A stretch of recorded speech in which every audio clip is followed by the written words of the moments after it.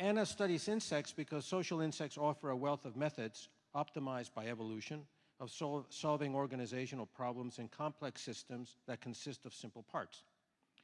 And it's intriguing to her and to many that study evolution that so many cognitive functions, learning, planning, using tools, can be solved by brains that are several orders of magnitude smaller than ours.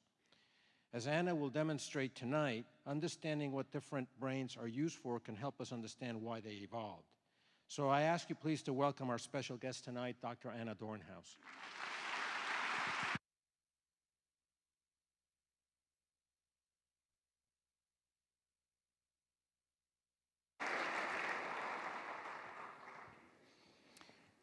Well, welcome everybody to this beautiful evening. Thank you, Joaquin. Thanks to the organizers for inviting me the second time already to these lecture series. So today what I want to talk about is the evolution of the mind and the evolution of the brain. And as evolutionary biologists, there are two main questions really that we're interested in whenever we're studying the evolution of any trait.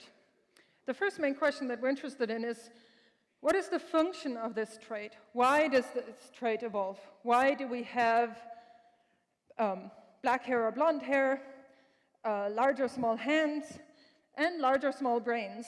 And why do we have the kind of mind that we do? And the same for other animals. Why do ants have the kind of mind that they do? And so I will hopefully tell you a little bit about what is the function of the mind, the function of the brain, what is it used for? And the second part of what I want to talk about today is actually very related to that.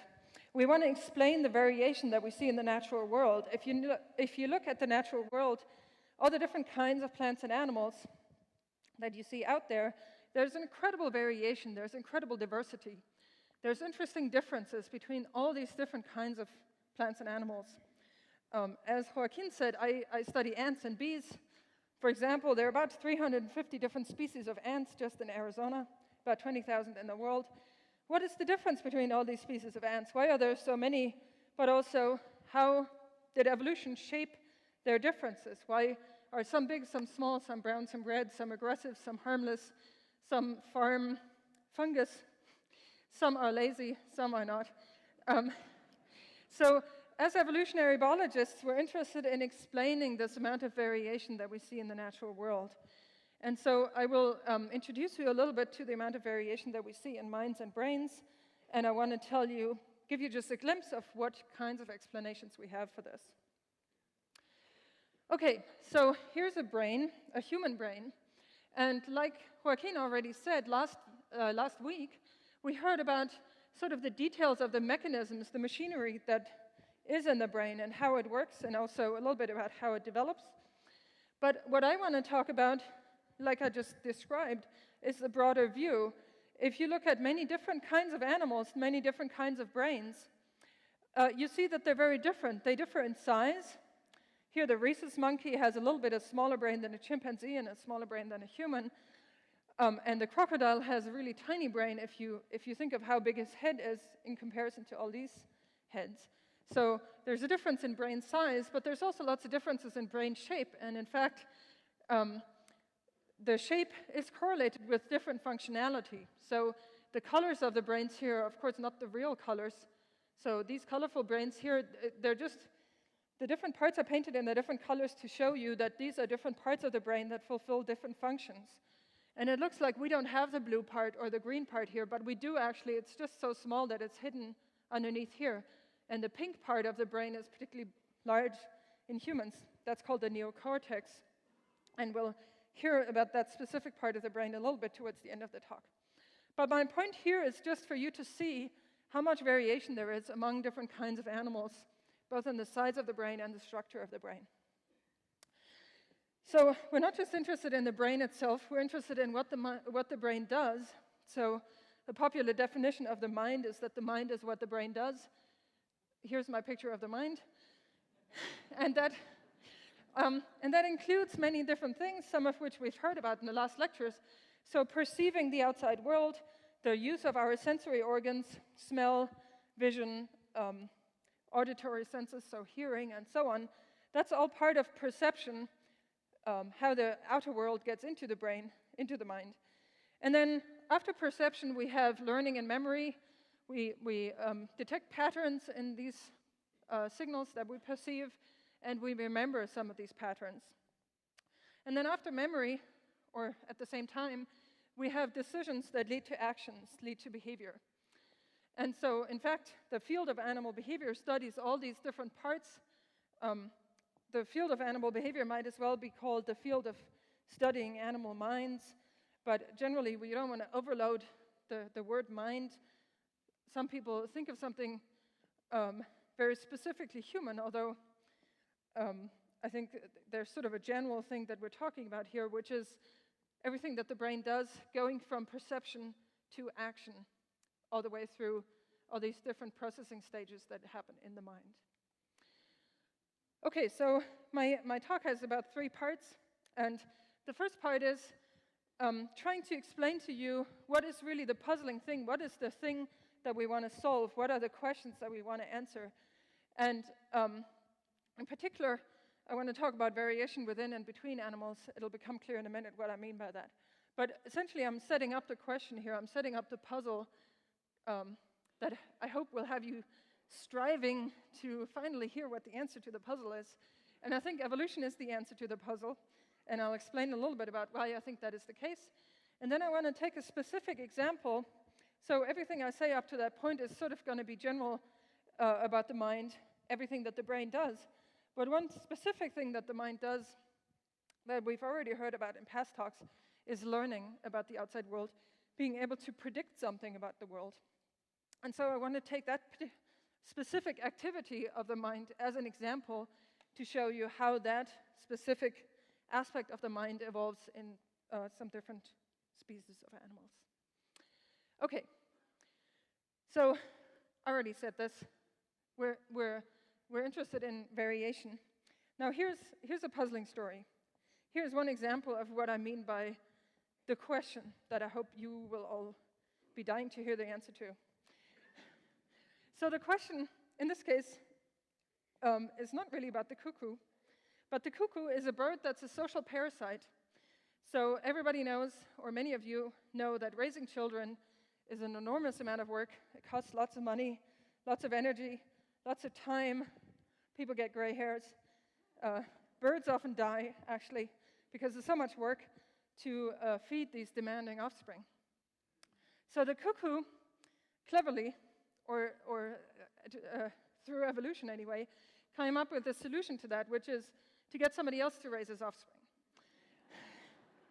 So this individual here, this female, what she will do is find a nest of another kind of bird and lay her egg into the nest of this other bird to be raised by this other bird, the host, we call it. And what's clever, though, is that these cuckoos, different cuckoos in different areas, are specialized on different types of host species. So they lay their egg into different kinds of host nests. And here I've got a really enlarged photograph of 2 eggs of another species of bird and a cuckoo egg. And you can see that they're actually quite similar. And in fact, cuckoos will change both the shape, the color, and the pattern of their eggs to match those of the host bird in order to be camouflaged in that host bird's nest. Now, here's the host, one of the possible hosts. This is a reed warbler. This is the busy mom.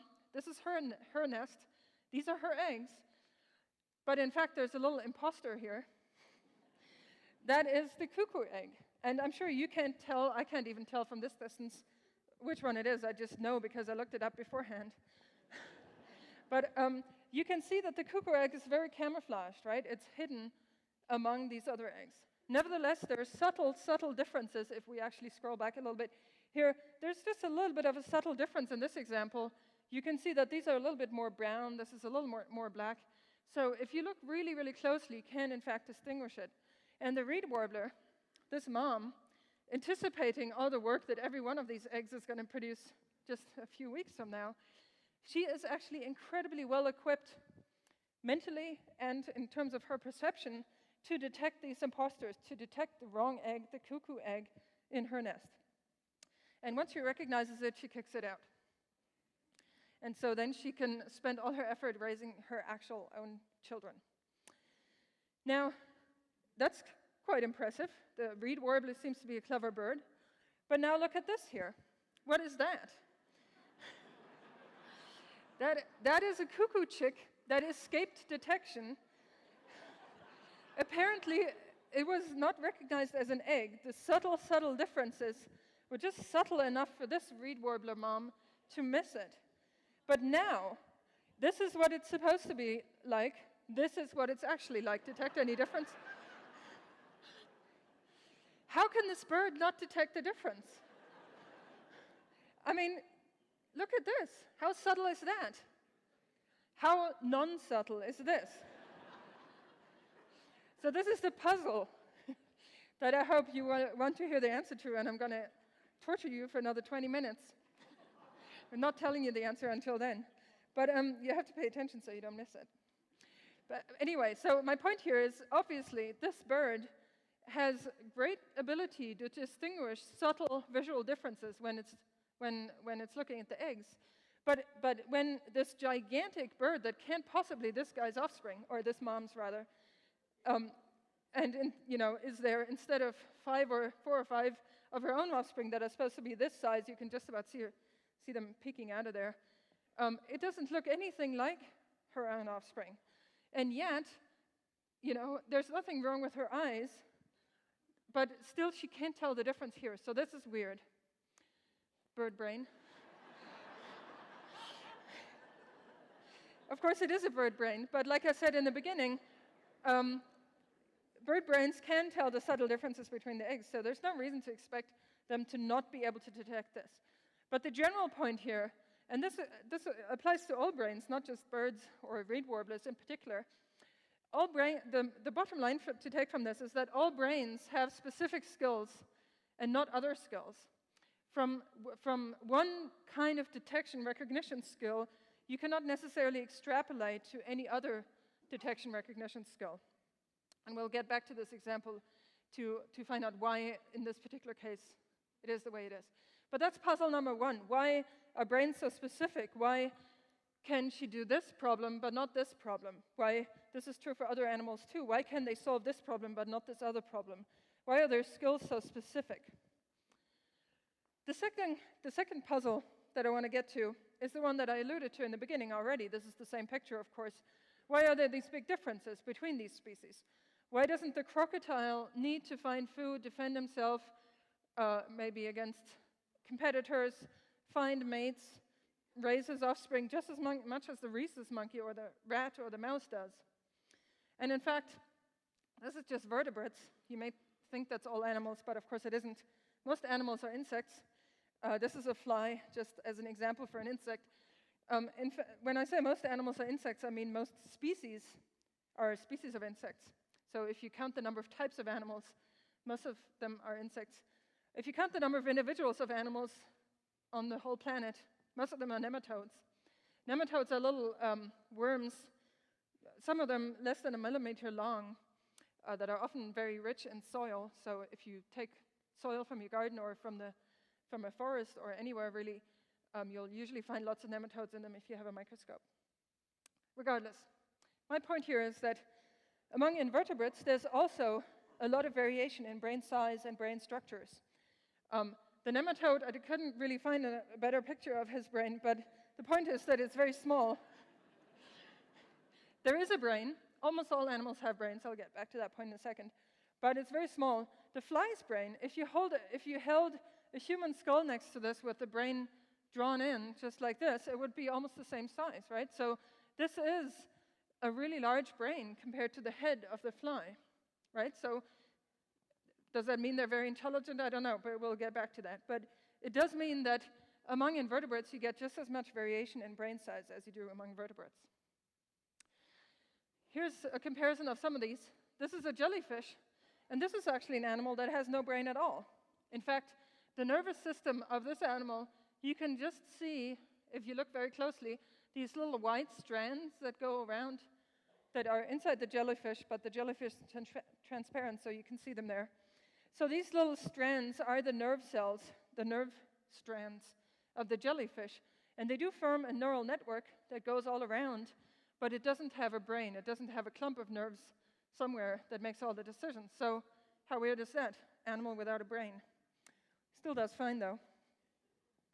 And in fact, I'm going to be even weirder. Here's something that's not an animal at all. It's called a slime mold. It's in fact composed of lots of individual cells. And if you cut out any one of the individual cells, they're like a little amoeba. They can live completely by themselves.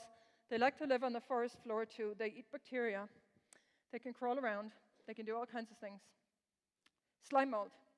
This slime mold can actually solve maze puzzles. It can find the shortest way in a maze, and the way it does it is that initially it'll grow practically everywhere in the maze, but then it'll shrink all the parts that are not the shortest way between A and B. In this case, here's A, here's B. There's food here and food here, and the slime mold, through concentration, manages to concentrate itself just on the shortest path through this very complicated maze.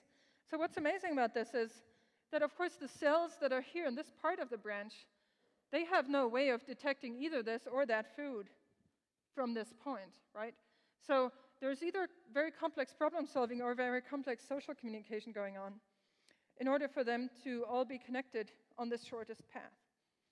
And so I'm showing this example to say this thing, this organism, or these individual organisms, of course, they're single-celled organisms. They have no nerve cells at all.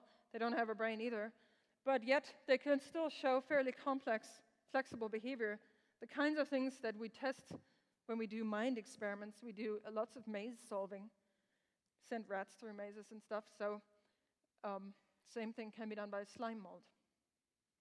Okay, so back to the jellyfish. The point of all of this is to set you up for puzzle number 2. Puzzle number 1, remember, was this bird, the reed warbler, being able to solve one complex problem but not another one. Puzzle number 2 is, how can we have all these different animals having all these different brains, different amounts of brains? How can we explain, why doesn't the jellyfish need a brain just as much as a fly? Why doesn't a fish need as much brain as a rhesus monkey? That's the second kind of question that I want to explore tonight. Okay, so I set you up with what needs explaining. Now, how is evolution the answer? This is a famous evolutionary biologist who said, evolution is always the answer. But why is that the case? So I want to give you an example that has nothing to do with minds. That's by my colleague Michael Nachman in the EB department as well. So he studies these mice, and they live here in the desert, and when they're living on light-colored rock, like it is in most places in the desert, they're cream-colored, and they're very well camouflaged.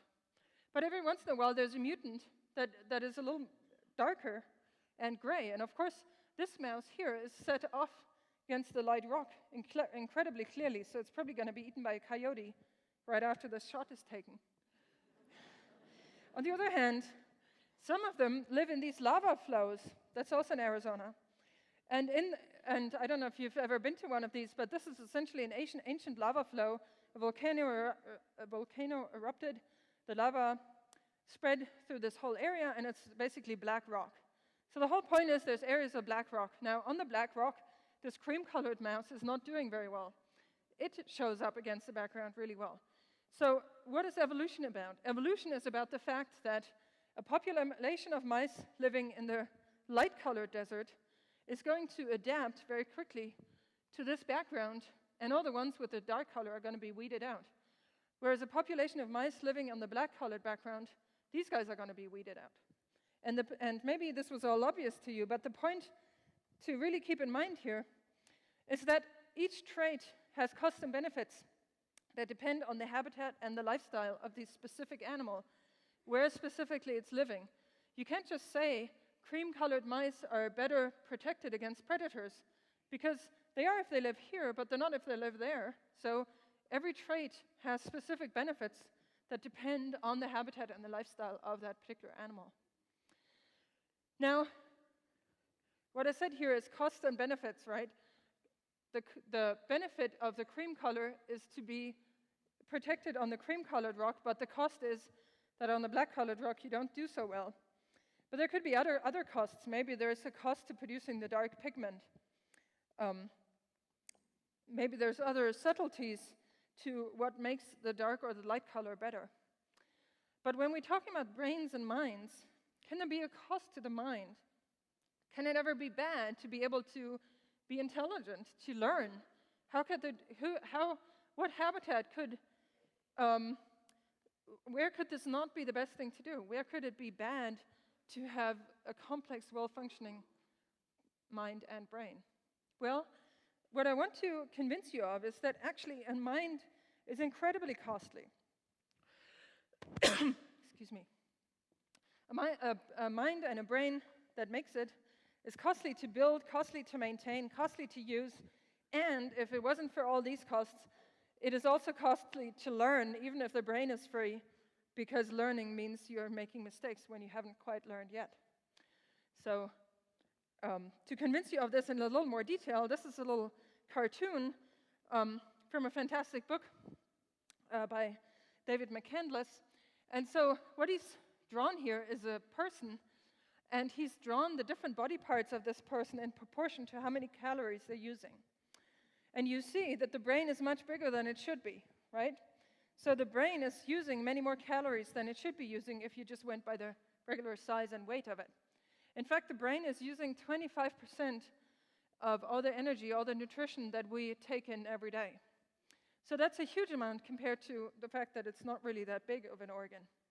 Much more than the heart, for example, even though the heart is basically muscle that's pumping all day long. So the mind is costly because it uses up all this energy. We could sleep 4 hours more every day because we wouldn't have to collect that many calories if we didn't have that bigger brain. Okay, so the mind is costly because it uses energy. Now, here's a slightly more complicated story. The mind is also costly to build. And this has been shown in a wonderful study by Marian Kowecki. And what they did was they did the study with these little fruit flies, and they actually set up a little fruit fly intelligence test. How does the fruit fly intelligence test work? Fruit flies like fruit, and they lay their eggs on these fruit, and they can taste what they taste like, and they like good-tasting fruit that will be nutritious for the larvae to grow up in. Now, these flies in their lab, they gave them artificial fruit-like medium to lay eggs in, but they poisoned one of them. So they made it taste like orange and banana, or pineapple and banana, or whatever, different fruit tastes. But sometimes they put a poison in, so it smelled good, it smelled like banana, but once the fly landed on it and tasted it, it tasted really bitter. And so the flies, very quickly, at least initially, were able to learn that banana was smelling like banana, which is good, but once you taste it, it's actually totally bitter, and you don't want to go there. So the IQ test is, can the flies learn that banana is bad? And another group of flies learned that orange was bad. So point is, can the flies learn to associate the smell of a fruit with actually a bad taste? And it turns out fruit flies can learn this pretty well. But then they did an artificial evolution experiment. They tested, even though fruit flies, natural fruit flies caught from the wild, they're pretty good at this. They can learn to associate a taste with a smell. But some of them are a little bit better than others. So if you breed from the ones that are just a little bit faster at learning, remember a little bit better. And then you look at their offspring and you do the IQ test with them, and then you take the cleverest ones again and you breed from them. And you do this for about 10 to 20 generations. You get really clever flies. And you can do the opposite. You can take the ones that were just a little bit slower than everybody else, or just made a little bit more mistakes in laying the eggs in the wrong place. And you can breed from them, and breed from them the next generation, and so on about 10 to 20 generations long. And you get very stupid flies. In fact, you get flies that aren't able to learn anything. They fail the intelligence test completely. They lay their eggs in the bitter and the sweet stuff indiscriminately. They're unable to associate the bitterness with the taste of their fruit. Okay, so this is just the start of the setup of the experiment that ultimately is geared towards testing costs of mind or costs of learning. So here we are, we've bred clever flies, we've bred stupid flies. Now, if you leave them by themselves, the clever flies are able to produce these lovely offspring. They're little maggots. If you leave the stupid flies by themselves, they produce the same thing. But if you put them together in a jar and you make them compete against each other, no learning necessary, you just give them food, but not an overabundance of food, and you make them directly compete with each other, it turns out the clever flies lose out. No learning required here, so the benefit went away of being clever. And given that that benefit wasn't there, it seems that the clever flies aren't doing very well. They're competitively inferior to these stupid flies. What that shows is that they are paying an extra cost. They have some kind of disadvantage. They are bred to being great learners. They didn't measure brain size, by the way, in this study, but it could be that they had a bigger brain, or it could be that they had more wiring in the brain, or something about the brain was more complex. But it turns out this more complex brain was so costly that when they're actually competing with the stupid flies win out. Idiocracy in the Petri dish. Okay, what's this? I was hoping you'd all go, ah, or something. But I know you're still thinking about flies and maggots, so it's a bit too much of a contrast.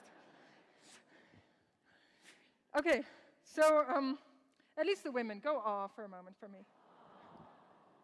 Aha! So here, why am I showing this picture? I'm showing this picture because this is a classic example of another kind of cost of learning. And this was actually described by Konrad Lorenz, who won the Nobel Prize for studying animal behavior in 1973, although much of his work is earlier. And what he proposed is that humans, as well as many other animals, have an innate mechanism by which they can recognize their own infants.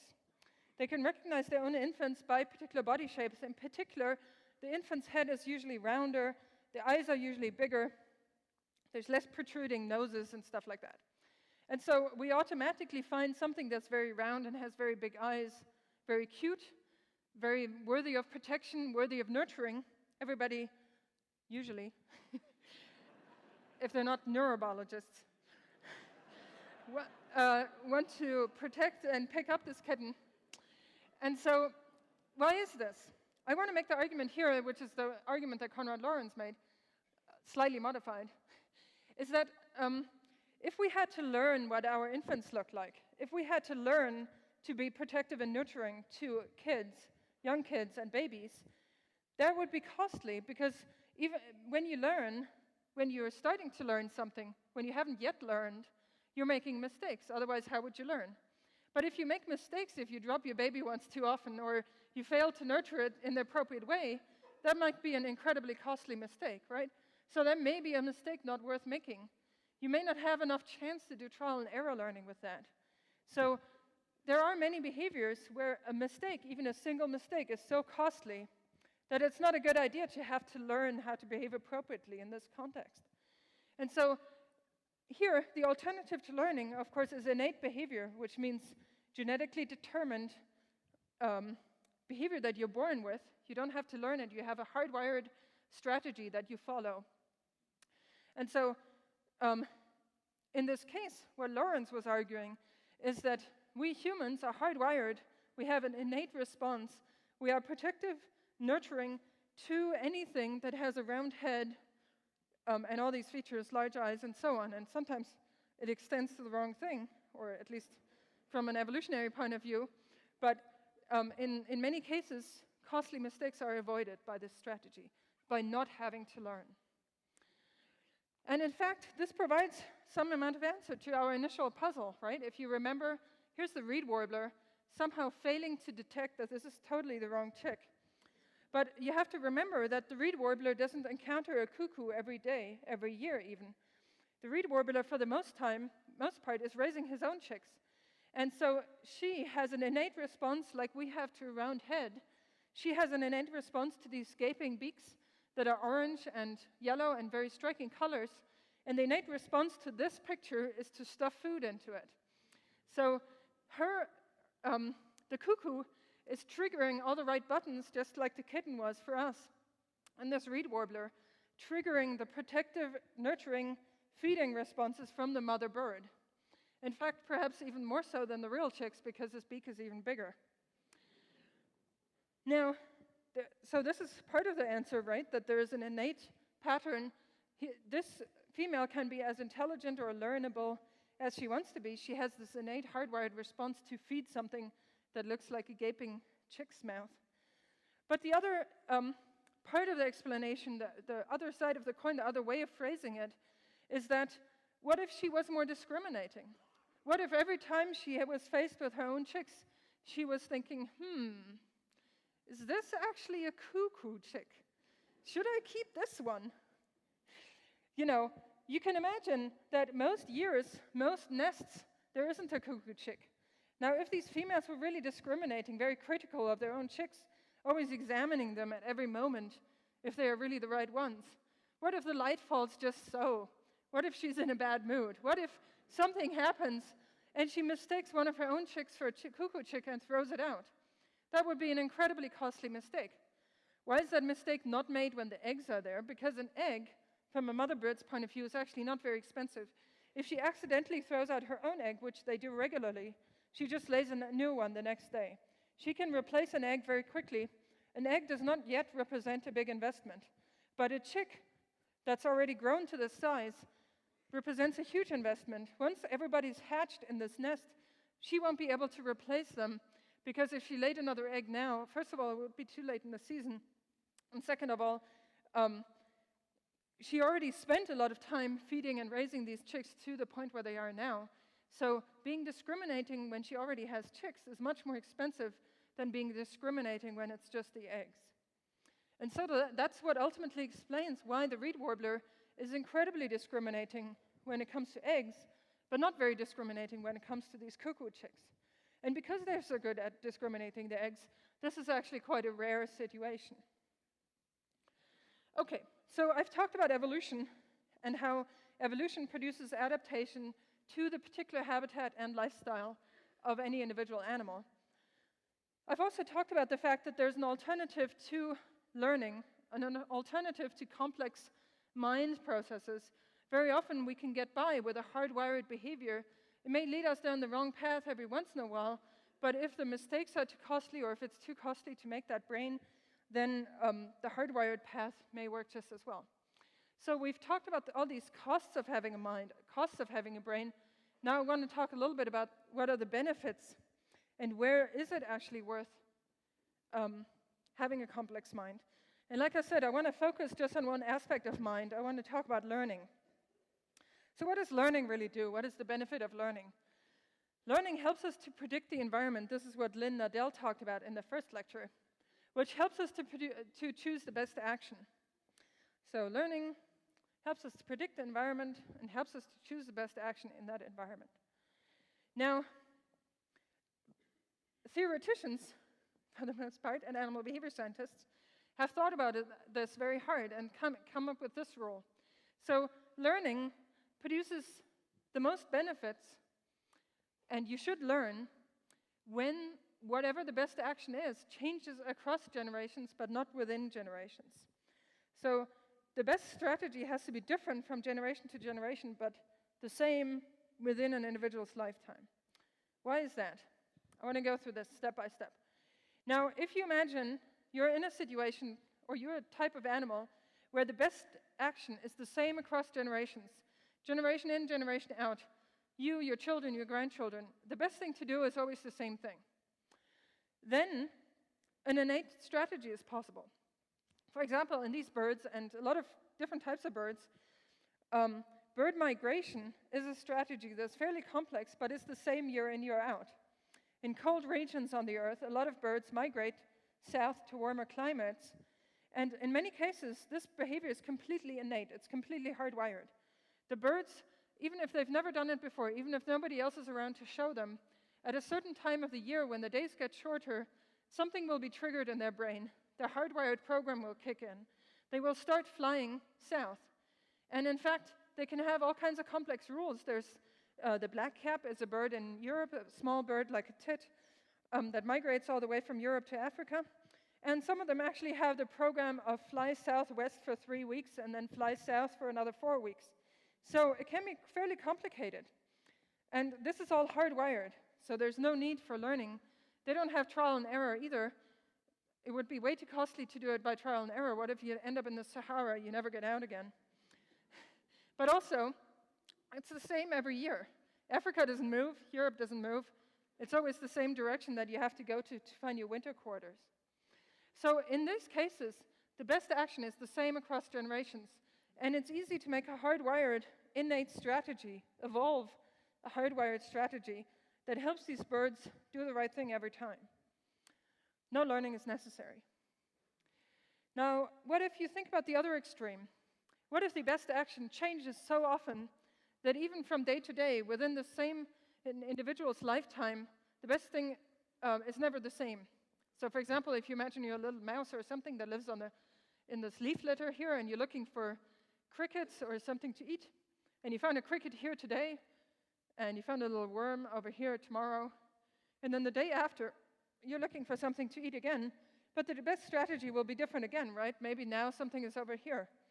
So it makes no sense to try to go back to the same exact place where you found a worm, because the worm might not be there. So in this situation, the best strategy is not very predictable. It changes all the time.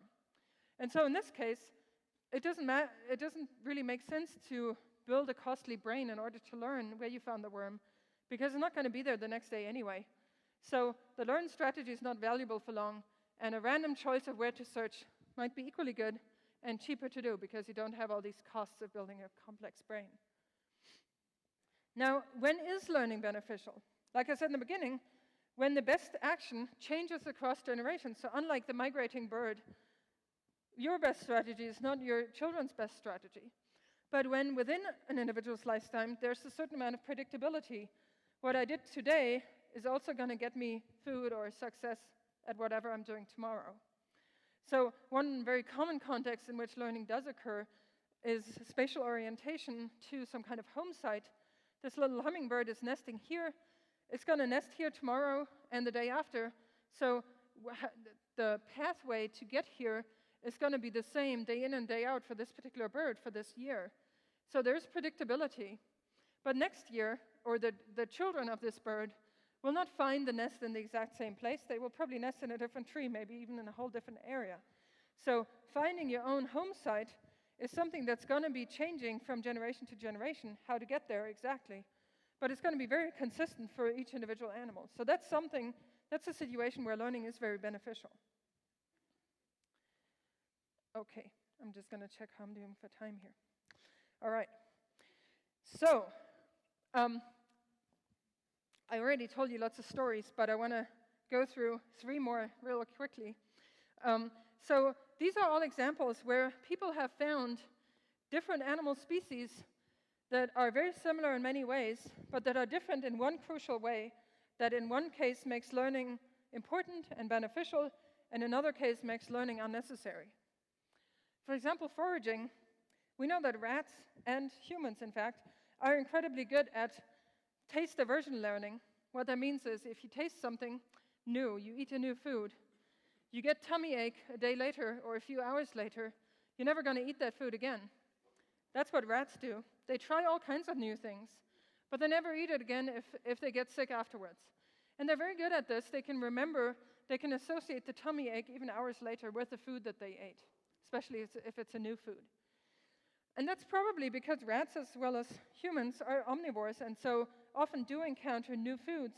We eat all kinds of stuff, and so often that may not actually be good for us, and we learn about it very quickly. Now, can we find another animal that doesn't have this situation, that never encounters a food that's poisonous? Who eats stuff that's never poisonous? Vampire bats. They drink blood from larger animals. They don't suck them dry or anything. They're actually pretty small animals. And just to convince you that they're actually really cute, some babies. Yay. Okay, excellent. So I can see you're getting my point here. But my point here is vampire bats cannot learn to associate the taste of any food with tummy ache later on. If you poison vampire bats, they will never figure out what it was that poisoned them. They are not able to make this association. And that is because in their natural lifestyle, they never encounter this situation. So rats, good at learning, bats, bad at learning in this particular context. Now, I said finding your home site or finding your nest is a spatial learning task that's very common. And in fact, I want to show you an example that even that can be different among species. So these are two related fish. They're both different types of stickleback.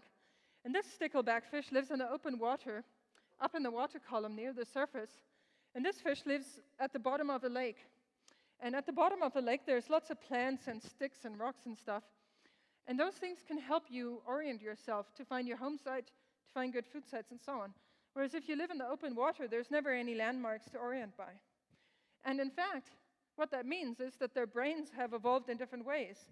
The bottom-dwelling fish is very good at learning landmarks, remembering landmarks.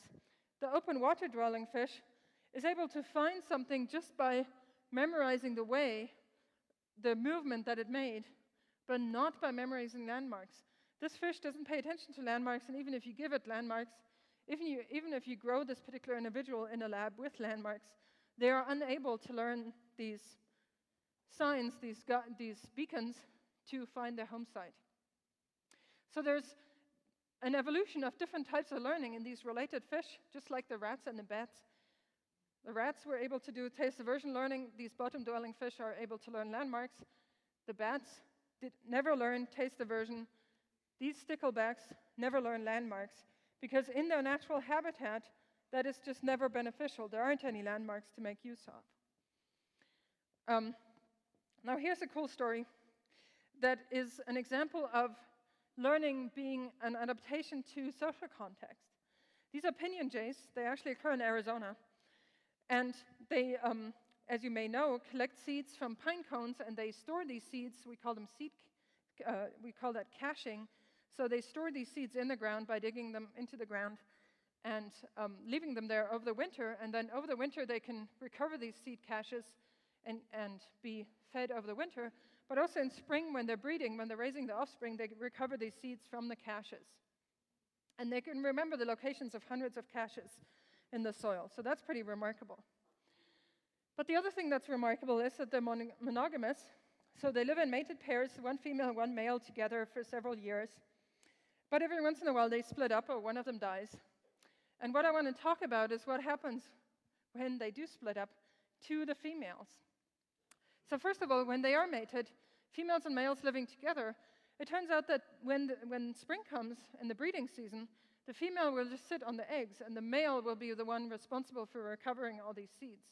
And he, in fact, remembers very well, this is number of days, so even months after caching the seeds, he remembers where they are. But her error rate goes up and up with time. So when the time comes when she ordinarily would be sitting on the nest, incubating the offspring, she's actually forgotten where all her seed caches are. But he remembers. They're married, right?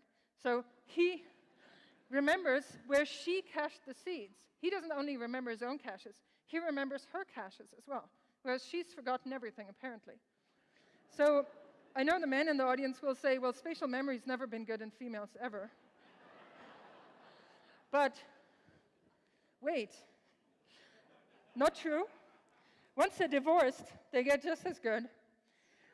It turns out that females, if they're not actually mated, if they do not have a partner currently living with them, they are equally good. They don't make any errors even 3 months later. So I confused the labels here. Sorry about that. Just ignore the words. Pay attention to the picture. These are unmated females and males, and these are mated females and males. And the mated females make mistakes because they ordinarily would be breeding. They wouldn't be recovering anything. The unmated females are the ones that are equally good as the males. Okay, so here's the general idea. Depending on your habitat, depending on your lifestyle, depending on your environment, learning may or may not be a good idea. If you're storing food, you have to recover these seed caches, and you have to have a good spatial memory. If you never store food, maybe you don't need good spatial memory. There's no locations not that many locations anyway, that you have to remember. This is also true in these different kinds of voles. Some have a larger range, some have a smaller range, and they differ in spatial memory. But what's interesting, and this gets us back to the brain part of the mind and brain, the ones that have good spatial memory actually also have a larger brain structure. The hippocampus, which we think houses the spatial memory, actually is larger in these kinds of animals than it is in these kinds of animals that don't seem to need spatial memory as much. But what's even more interesting is not only do these animals have a larger brain structure to store the spatial information, it's also seasonally expanding. So they only have a larger brain structure at the part of the year where they're actually going to need it. What does that mean? They actually grow and shrink their brain every year. That seems weird. But it shows us that really it's only worth maintaining that larger brain at the time where you actually need it. At the time where you don't need it, it's better to break down the brain, digest it, or part of it anyway, and then build it up again next year, rather than keeping it there all along for the times when you don't need it. That shows you how expensive it is to maintain this brain, that it's worth to cut it away during the seasons where you don't actually need it. This is also true in people. So it turns out people don't have a regular seasonal rhythm that we've discovered on this.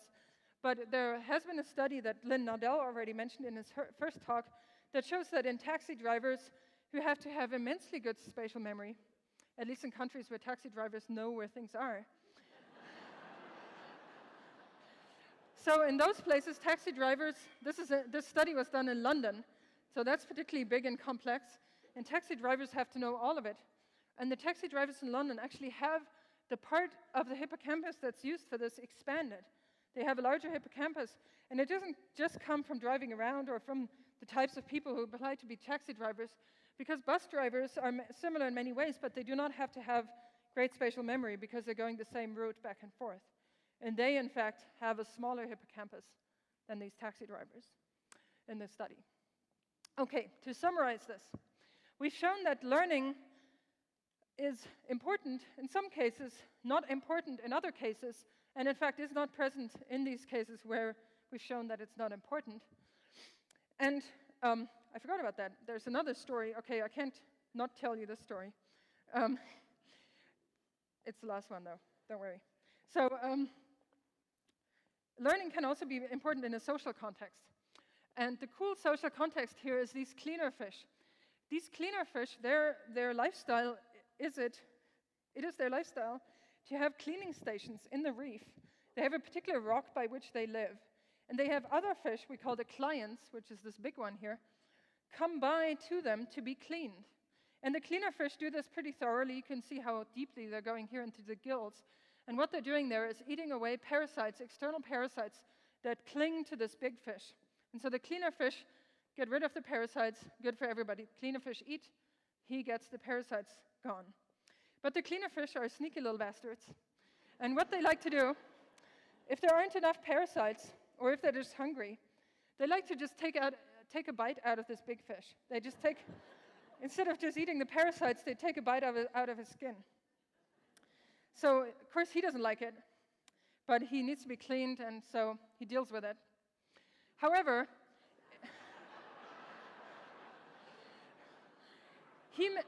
the client fish might have a choice between different cleaner fish.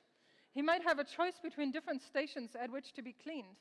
And perhaps some of them have a slightly better offer. Perhaps some of them eat more mucus. Some of them are more cheating, eat into the skin more, and others don't. And of course, he wants to choose the ones that don't. And what these client fish do very cleverly is they actually hang out next to the cleaning station in the queue. There is a queue, by the way. So the client fish are literally waiting in a queue, their turn to be cleaned. They watch the fish in front of them. And if the fish in front of them goes, and it's jerking around, they know this is not a good cleaning station. And they will avoid it in the future. So they can learn from the social interaction between two other individuals in order to optimize their own choices for the future. Here's another little tidbit. The cleaner fish themselves are also pretty clever. If it's a moray eel that they're cleaning, they don't do any of that skin-biting stuff.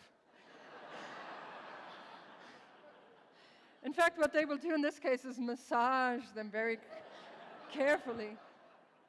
And it's even been shown that this causes some hormones to be made in the moray eel that make it very calm and sleepy. Anyway, so harmless and predatory clients are treated differently, but also local and wide-ranging clients are treated differently. And if you think about your local restaurant, if it's on the I-10 or something, you know, everybody who goes there is only going to go there once, so there's no need for particularly good service. Actually, you know, I'm telling you this as a joke, but the story with the cleaner fish is really the other way around. In the cleaner fish, there are some clients who have small territories. And those clients with small territories, they may only have one cleaning station in their territory, which means they don't have a choice. There's one cleaner fish, they either go there or they don't. They get a lot of mucus eaten out of their skin. The ones that have a large territory have a choice between different cleaning stations. The ones that have a choice get treated much better by the same cleaner fish, because the cleaner fish knows, we know you have a choice and you chose this airline. Okay, so I'll skip the dominance hierarchies just to tell you that wasps have all kinds of social learning going on too, and they can recognize the faces of their enemies as well as their friends. But to get back to primates, I showed you that picture in the beginning of the different brain sizes in different kinds of primates, including us. And one of the ideas about that evolution of different brain sizes is that maybe you need a larger brain when you have more complex social interactions going on. The cleaner fish have a pretty complex social environment. They have to keep track of all these different clients. And some primates, like chimpanzees and baboons, live in very large social groups. And so maybe they have to keep track of lots of different social interactions. And because their social environment is so complex and learning is so important in it, that may be the explanation for why they have a larger brain. And what you see here on this graph is brain size, or neocortex size, which is the large part of the primate brain, against group size. And you find that the ones with the larger groups have the larger neocortex, and the ones with the smaller groups have a smaller neocortex. So that shows that it may be true that you evolve a larger neocortex as a response to living in larger group size, because you have to keep track of these complex social interactions. Okay, so to summarize, there's lots of conditions under which learning is really not worth it. Brains are expensive to make, expensive to maintain, expensive to use. And so whenever you don't really need it, wait, I was pointing the wrong way. Whenever you don't really need it, you should not learn. You should have an innate strategy. You should have a cheap, small brain. But when it is really necessary to learn, when your complex social interactions are important for your own survival, for your fitness, for raising your offspring, then you should evolve a bigger brain, and that is what happens. To conclude, I would like to say that I want you to take away from this that the brain is not a general purpose machine. The brain can't do everything. Everybody's brain, every animal's brain, including ours, is tuned to our environment and evolutionary history, and we have specific abilities and lack others according to this history. And I would like to thank everybody in my lab. I have a wonderful lab of bright young students and postdocs who are working with me. And I want to thank in particular Amy Dunlap, who provided me with lots of examples. And I'd like to thank you for being a gracious audience. Jeff Galiff also gave me a good example. And I've given a lecture on cool mind things that animals can do that has a lot of cool insect stuff in it that I didn't really get to talk about today. So if you want to know about that, check me out on YouTube. Thank you.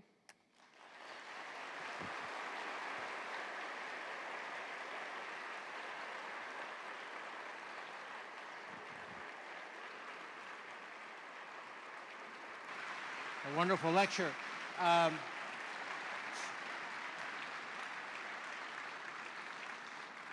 sure that Anna would be happy to answer some questions. Yeah, go ahead. Most animals do not have control of their environments. And for 100,000 years, humans did not have control of their environments.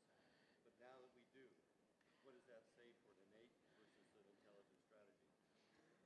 So the question is, now that we humans have developed more control over our environment, what does that say for innate versus learning strategies? Will it change our own evolution, I presume, is the question. Well, we have control over our environment in quite unprecedented ways, and I agree with that. But we don't really control it in a conscious way where we try to make it good or bad for learning to evolve, right? And so it's actually kind of hard to say right now whether more or less learning will get you more or less reproductive success. Remember that all that evolution cares about is how many offspring you have.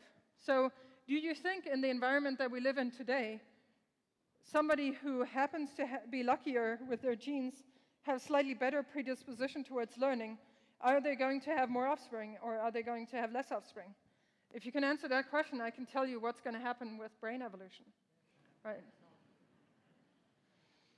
I have a question about the taxi cab. Can you wave? Oh, you're there. Yeah. Taxi cab driver experiment.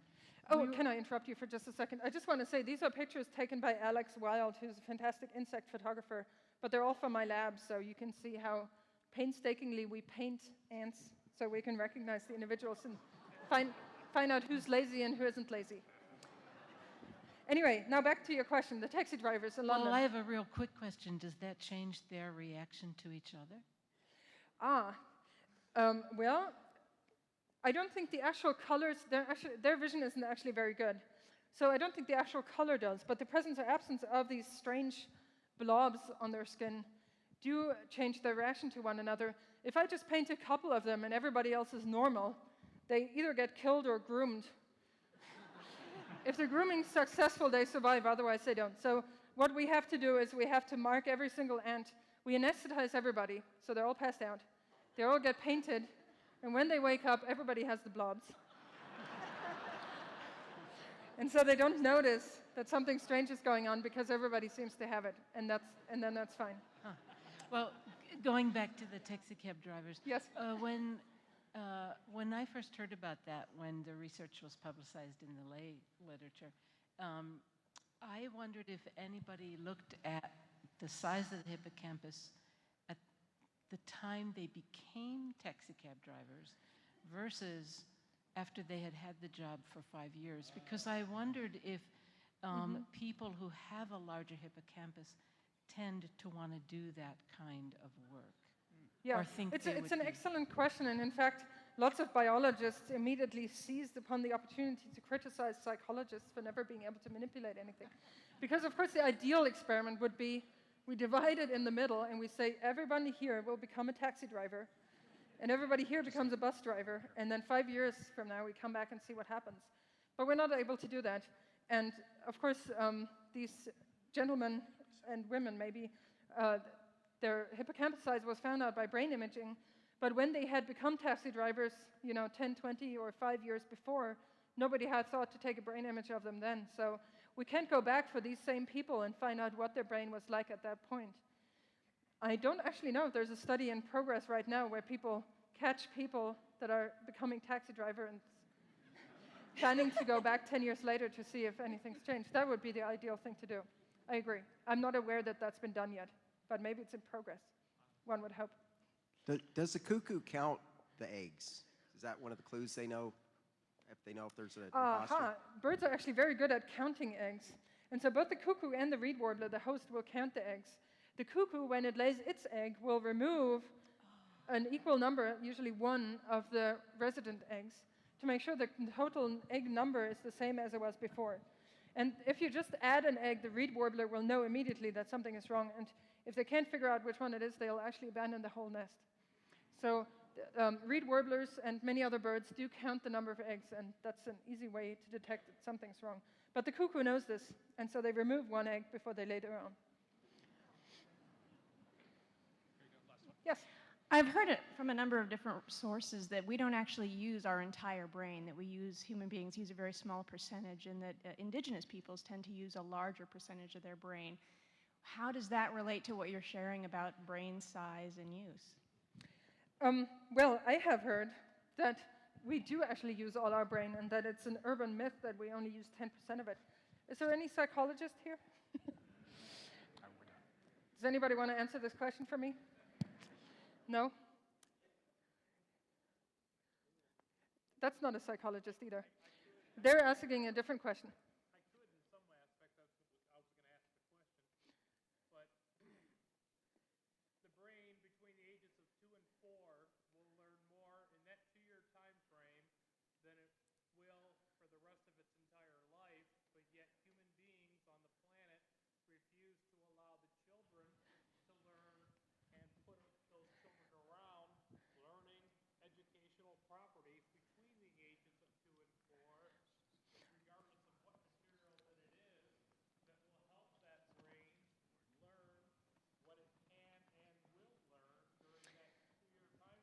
So it's true, Leslie Tolbert talked about this last time, that of course most of the delicate wiring and the pruning takes place at very early ages, more so than later. Although she also talked about the fact that we still learn later on the wiring and even the genetic gene expression in those different neurons still changes even into high age. So that's one thing that we do learn even now. I'm hoping that you learn stuff. But I don't really know the answer to your question. I think it's very hard to answer the question of how much of our brain we use. I think actually from an evolutionary viewpoint, it's incredibly unlikely that we carry around all this brain tissue without using it. Like I said, those birds that only store foods at certain seasons and not at other seasons, they even digest their brain back, retract, rebuild, destroy parts of their brain during the times where they don't need it and then build it back up again. So we got our big brain before modern civilization arrived. And so certainly at that time, I would argue that we had to have used it for something. Whether or not we use the whole brain now, I really couldn't say. It's actually not that easy to find out what goes on in detail. We can see what parts of the brain are activated when we do different things when we're lying in an MRI machine. But if there's blood flow, does that really mean that it's absolutely necessary, that part of the brain? That's hard to tell. Anna, can you answer one from a little girl here? Sure, go ahead. How come our brains don't change size? How come brains don't change size? That's an excellent question. Why doesn't our brain shrink when we don't use it? Well, like the birds and the voles that I was talking about, their brain grows and shrinks with the seasons because at some seasons they need more of it than other seasons. And in that case, it's very regular, right? Every year, when come fall, they need the brain to store all these seeds, and then every year come spring, they don't need it. So it's incredibly repeatable when you do and don't need it. So there, we have this regular growing and shrinking of the brain. In our case, what I would propose is that whether or not we use all of the brain all of the time, it's not predictable when we're going to and not going to use the brain.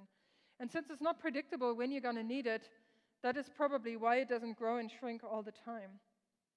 Although, if you think about the taxi drivers, in the taxi drivers, a part of the brain did grow, and actually another part shrank. And so it's quite possible that everything you do, everything you learn, every activity you have, causes your brain to grow and shrink in just minute ways. And what that just tells us is that we should almost stay mentally active as much as we can, so our brain doesn't shrink away into nothingness. Thank Anna for a great lecture. That was great. Thank you.